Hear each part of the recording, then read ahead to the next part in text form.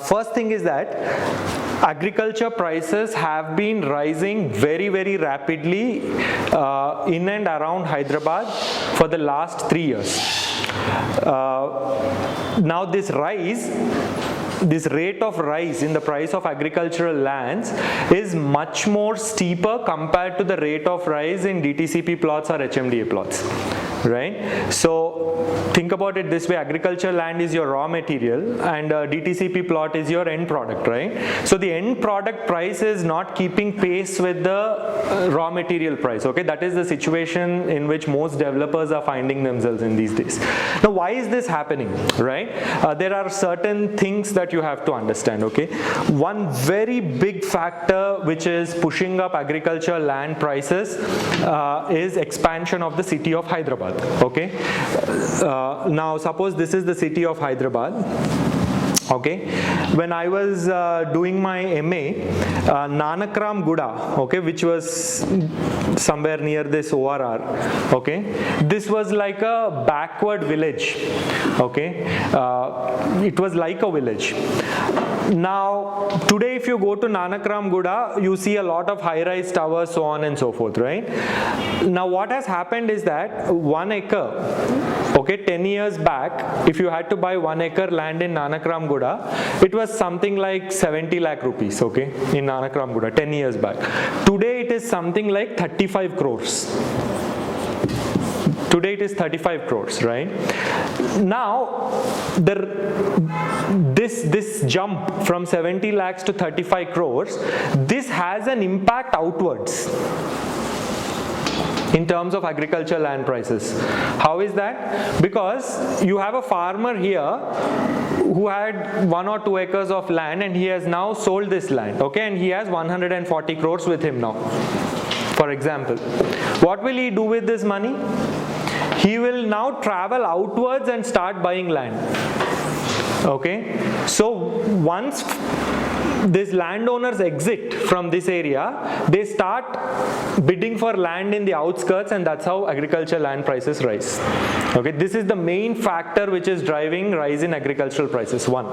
Second, this is one. Second is collapse of real estate in Andhra Pradesh. Okay, because real estate has collapsed in Andhra Pradesh, there are surplus funds there with investors there. They are all now pushing towards Hyderabad to acquire agricultural lands. This is the second reason why agricultural land prices are rising. Okay. Third, the sentiment right now in the market that apartment market is going to collapse. Okay, there is a very broad sentiment in the market today that apartment market is going to collapse next year. Okay, there is some evidence or there are certain signals that this might in fact happen.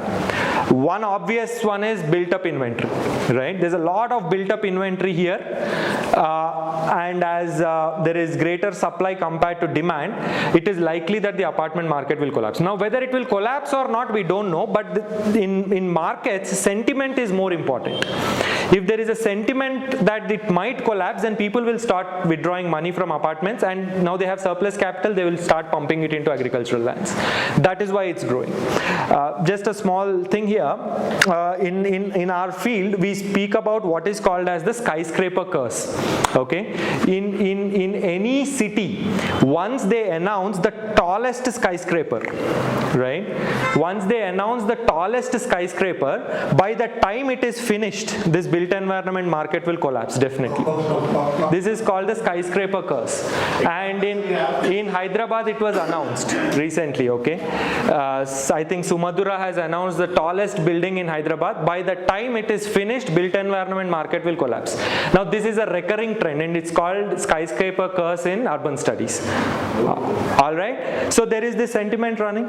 Next factor, taxation on cryptocurrency. Cryptocurrency taxation. What did you say? By the time it gets completed, what would collapse? The built environment, think of it as commercial space and apartment market will collapse. Okay. Then Next is issues related to cryptocurrency, right? So think of it this way, there is a finite amount of capital that is available in the market, and those who are holding this capital are always looking to invest it somewhere and grow it, right? So one of the avenues is cryptocurrency, right? Now until recently, I think till last year, the government had a blanket ban on purchase of cryptocurrency through banking channels, right? So that money was lying with the people. This option was not available. Then suddenly they opened it up and there was a great jump in crypto buying, right? Now the government has announced that they are going to tax it, right? So this option will eventually close down and that money is again available, right? Last factor, housing loan market.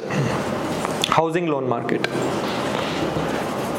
If you are following business newspaper, you will know that every week they write about rising non-performing assets in the Indian banking sector, right? Non-performing assets are shooting through the roof, and one of the sector that is driving non-performing assets is real estate market, built environments, right? So because the banks are under capital stress, okay, and these banks have to conform with a lot of norms like Basel III norms, for example, right? Now because these banks are under a lot of stress, they don't have the lending power, and when banks don't lend, retail customers don't buy, and the built and this stock gets built up in the market, right? So because of all these reasons, there's a general positive sentiment towards acquiring raw land. Okay, there is a positive sentiment towards acquiring raw land. All right, that is what is driving this crazy jump in prices in agricultural lands over the last 2 to 3 years, and this is likely to go on for another 2 to 3 years. So if you are looking to multiply your money, right, and if you have sufficient funds, it makes sense to buy land in acres. It makes sense to buy land in acres, right?